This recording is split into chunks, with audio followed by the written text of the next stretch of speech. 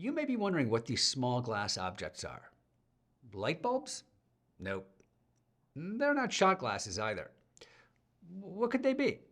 Interestingly, they're a medical device, one that some people consider to be a product of medical quackery, while others consider them to be genuinely useful to alleviate pain and to promote good health. In Yiddish, these glass bulbs are known as bankes. In English, they are called cups and used in a therapeutic process called cupping.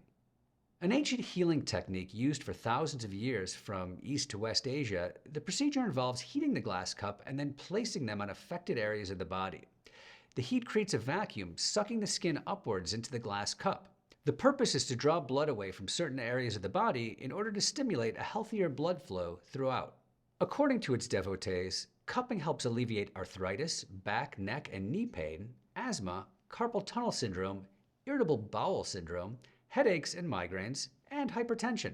Well-known athletes like Olympic swimmer Michael Phelps, who has appeared at meets showing welts from the procedure, have used cupping, and it remains a popular alternative therapy.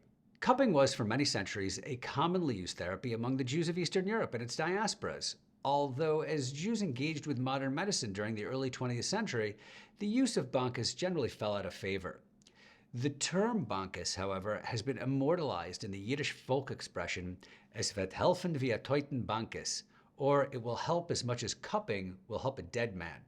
The implication being that whatever is on offer to help a given situation will be utterly useless. Ironically, as my father used to say, bankes didn't help the living either.